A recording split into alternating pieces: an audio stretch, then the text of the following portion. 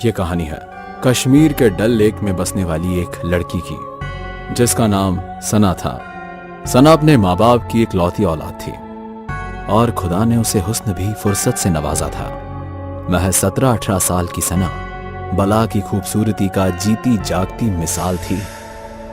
डल lake के किनारे रहते हर नौजवान का दिल सना के लिए धड़कता था। अक्सर सना के घर रिश्ते आते थे। ब्रदर, अरे ओ ब्रदर, अरे रफीक मियां, आप यहां? बताइए ब्रदर, कैसे खिदमत करूं आपकी? इन्हें देख रहे हो, ये हमारे बेटे हैं अयूब। भला इन्हें कौन नहीं जानता? वो तो है, मेरे बाद तो मेरा पूरा व्यापार इन्हीं का है। हमारे एक लौते बेटे जो है, और अयूब मियां चाहते हैं कि तुम्हारी बेटी सना उनकी बेगम बने। ये तो बहुत अच्छा ख्याल है। मेरी बेटी सना को अयूब से अच्छा शौहर कहाँ मिलेगा?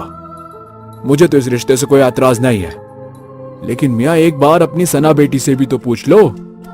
सना के अब्बू ने सना की ओर देखा तो वो शर्मा के अंदर चली गई। शर्मा गई बेचारी। रफीक मियां, मेरी सना को 6 महीने और पढ़ना है, उसके बाद उसकी पढ़ाई खत्म हो जाएगी और हम तुरंत निकाह पढ़वा देंगे।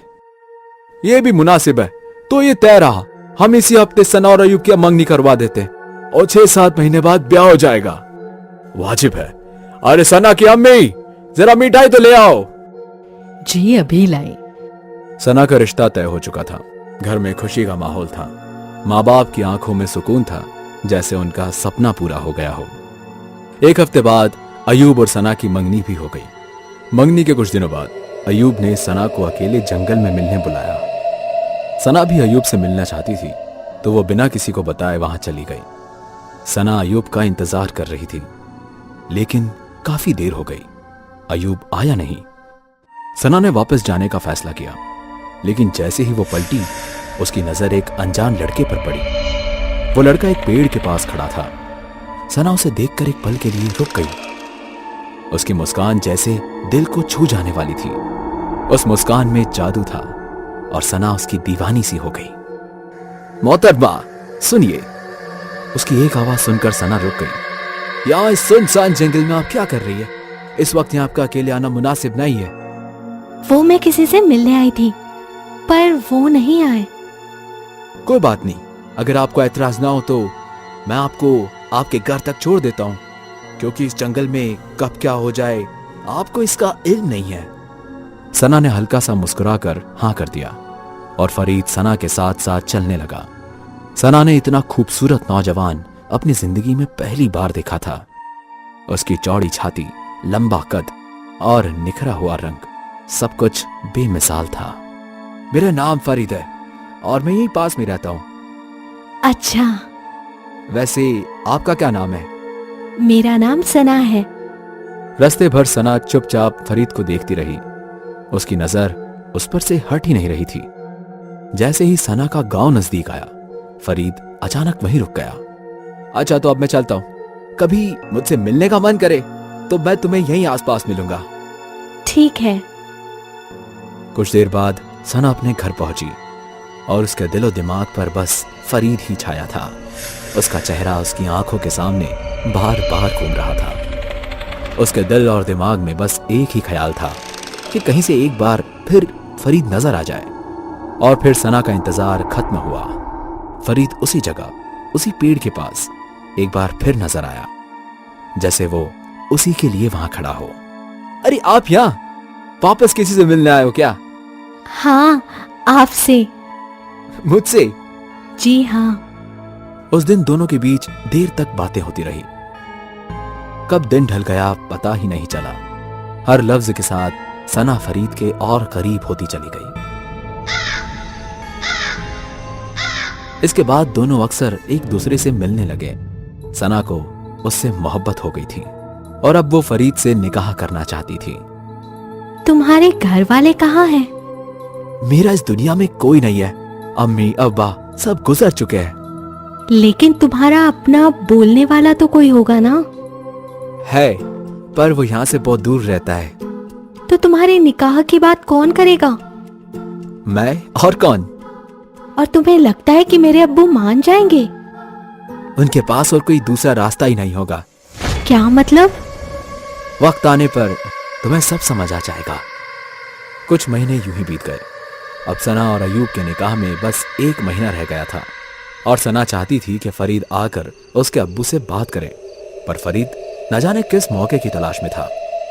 एक रात जंगल में एक उड़ती हुई परछाई दिखाई दी। ये काला साया किसी का पीछा कर रहा था और वो आदमी और कोई नहीं बल्कि सना का होने वाला शौहर अयूब था। उस काले साये ने अयूब पर छलांग मारी और उसकी गर्दन में अपना सारा जहर डाल दिया। अगली सुबह सना के घर वालों तक खबर पहुंची कि उनके होने वाले दामाद अयूब की किसी जहरीले जानवर के काटने से मौत हो गई। या खुदा, अब मैं क्या करूं? सारे बिरादरी वाले तो मेरी सना में ही को ढूंढेंगे। सब बोलने लगेंगे कि सना मनहूस है, शादी से पहले ही अपने शौहर को खा गई। अब इस लड़की से निकाह कौन करेगा? तभी दरवाजे पर फरीद ने दस्तक दी। फरीद को देखकर सना थोड़ी ठिठुर गई। जी जनाब, आप कौन? कैसे मिलना है आपको? आपसे? बोलिए। चाचा जान, मैं फरीद हूं। जंगल के बीचों बीच मेरी कोठरी है। मेरे परिवार में बस मैं अकेला हूं। मेरे पास घर, जमीन, दौलत सब कुछ है, सिवाय एक परिवार के। बेटा, मैं आपकी बात समझ नहीं पा रहा हूं। मैं आपकी बेटी सना से निकाह करना चाहता हूं। सना के अब्बू थोड़ी देर के लिए सोच में पड़ गए। एक तरफ घर में गम का माहौल था और दूसरी तरफ सना की खुशियां थी। उन्होंने बिना ज्यादा सोच विचार किए रिश्ते के लिए हामी भर दी। ठीक है बेटा, लेकिन हम तुम्हारा घर देखना चाहेंगे। सना के अब्बू को फरीद का घर बार पसंद आया और उन्होंने तुरंत ही रिश्ता कबूल कर लिया। उसी महीने सना और फरीद का निकाह हो गया। सना की खुशी का तो कोई ठिकाना नहीं था। उसे अपने सपनों का हमसफर मिल गया था। निकाह के बाद फरीद उसे अपने साथ अपनी पुरानी सी कोठरी में ले गया। पहली रात सना के लिए ख्वाब जैसी थी। अगली सुबह जब सना की नींद खुली तो उसने देखा कि पूरा घर साफ सुथरा था। रसोई से खाने की खुशबू आ रही थी। सना हैरान थी क्योंकि उसने तो कुछ भी नहीं किया था। अरे ये क्या, आपने मेरे उठने से पहले ही सारा काम कर दिया। हाँ, अकेले रहते रहते सब काम करने की आदत सी हो गई है। अब आप अकेले कहाँ हैं? मैं जो हूँ आपके साथ। अच्छा मेरी जान, तो आओ, फिर मुझसे इतनी दूरियां कैसी? अब बस भी कीजिए। फरीद ने सना को बाहों में उठा लिया और फिर कमरे में ले गया। कुछ दिन सब कुछ ठीक था, लेकिन अचानक सना ने एक बात महसूस करनी शुरू की। फरीद अक्सर रात के अंधेरों में गायब हो जाता था। एक रात सना की नींद अचानक खुली और उसने देखा फरीद उसके बगल में नहीं था। ये इतनी रात में कहाँ जाते हैं? सना ने धीरे से खिड़की का पर्दा हटाया और बाहर देखने लगी। बाहर देखने पर उसने जो देखा उससे उसकी रूह कांप उठी। चांद की रोशनी में एक पंख वाले जिन की परछाई साफ साफ दिखाई दे रही थी।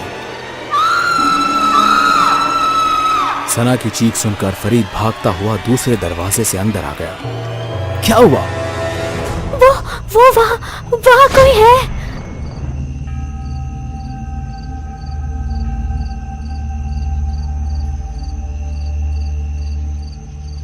कोई नहीं है वहां।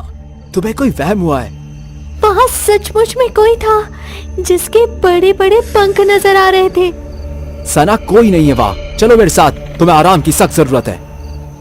फरीद सना को सोने के लिए कहता है, लेकिन सना की आंखों के सामने से वो डरावना मंजर जा ही नहीं रहा था। उसके बाद सना ने फिर कभी रात के वक्त बाहर देखने की हिम्मत नहीं की। फिर एक दिन सना की तबीयत अचानक खराब हो गई। बुखार, कमजोरी और बेचैनी ने उसे जकड़ लिया। तभी उसी वक्त सना की माँ उसे देखने के लिए उसके घर आ पहुंची। अरे सना बेटी, आराम से। सना की माँ ने उसका हाथ थामा और उसकी जांच की और फिर एक हल्की सी मुस्कुराहट के साथ बोली, तबीयत तो थोड़ी कमजोर है, पर सब कुछ एकदम ठीक है। घर में किलकारियां गूंजने वाली है। सना, तू पेट से है। ये सुनते ही सना और फरीद दोनों के चेहरों पर मुस्कान आ गई और तब से सना की माँ अक्सर सना को देखने आया करती थी। अब 7 महीने बीत चुके थे। फरीद मियाँ, मैं सोच रही थी कि सना को अपने घर ले जाऊं। वहां उसकी अच्छे से देखभाल होगी और बच्चा पैदा करने में आसानी भी होगी। नहीं, कोई जरूरत नहीं है। फरीद का ये मिजाज पहली बार देखा था। मेरा मतलब है कि मेरी अम्मी की ख्वाहिश थी कि उनका पहला वारिस इस घर में पैदा हो, तो मैं चाहता हूं कि हमारा बच्चा यहीं पैदा हो। ठीक है बेटा, जैसा आपको सही लगे, पर किसी भी चीज की जरूरत पड़े तो हमसे बेझिझक कह देना। अब मैं चलती हूँ। फरीद का बदला स्वभाव देखकर सना की अम्मी को अजीब लगा, लेकिन फिर उन्होंने इस बात पर ज्यादा ध्यान नहीं दिया। ऐसे ही कई दिन बीतकर अचानक सना के पेट में दर्द होने लगा। लगता है अब समय हो गया है। इतनी जल्दी कहाँ? अभी तो 7 ही महीने हुए हैं। पता नहीं फरीद को क्या समझ आया। वो बिना कुछ कहे घर से बाहर चला गया। कुछ देर बाद जब वो लौटा तो उसके साथ एक अजीब सी बूढ़ी औरत थी। उस औरत की पीठ पर गहरी कुबड़ थी। ये कौन है? इनका नाम कलूबा है। ये तुम्हारी मदद के लिए है। क्या मतलब? ये तुम्हारा जच्चा करवाने में मदद करेंगी। अच्छा, तो ये दाहिमा है। पर मैंने आज ही तो बताया था कि बस 7 महीने हुए हैं। देखते हैं। जैसे जैसे रात गहरी होती गई, सना का दर्द भी बढ़ता चला गया और फिर अचानक सना की चीख निकल गई। दर्द इतना था जैसे उसकी रूह उसके जिस्म से अलग होने के लिए तड़प रही हो। मैंने कहा था ना, समय हो गया है। कलूबा, यहाँ आओ, अब आगे काम तुम्हारा है।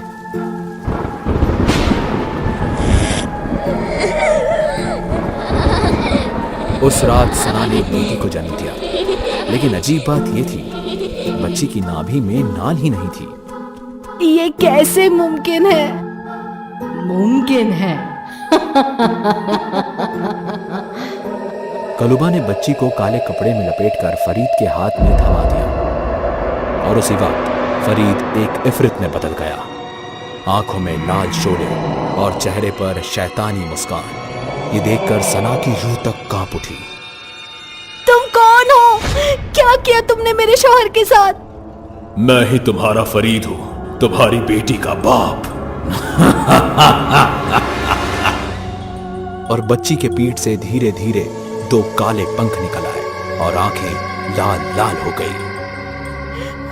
शैतान! तुम शैतान हो फरीद। तुमने मुझे धोखा दिया, मेरे साथ रिश्ता बनाकर अपनी औलाद पैदा की, मुझे सरिया बनाया। हाँ, बिल्कुल सही। मैं तुम्हें जिंदा नहीं छोड़ूंगी। सना ने इफरित को मारने के लिए उस पर जलता हुआ चिराग फेंका, पर आग का इफरित पर कोई असर नहीं हुआ।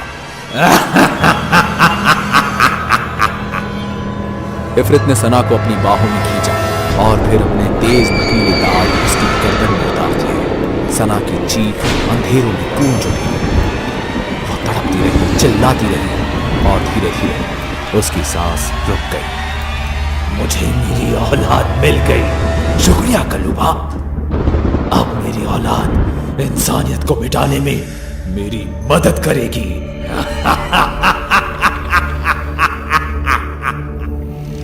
खुश रहो, हमेशा खुश रहो और अपनी नस्ल को आबाद करो। कलूबा एक धुंध भरी हवा के झोंके के साथ अचानक गायब हो गई और इफरित अपनी पंखों वाली बेटी को बाहों में उठाए रात के अंधेरे में आसमां की तरफ उड़ गया। दोस्तों, इस कहानी का अगला हिस्सा देखने के लिए हमारे साथ जुड़े रहिए और अगर आप चैनल पर नए हैं तो चैनल को जरूर सब्सक्राइब करें।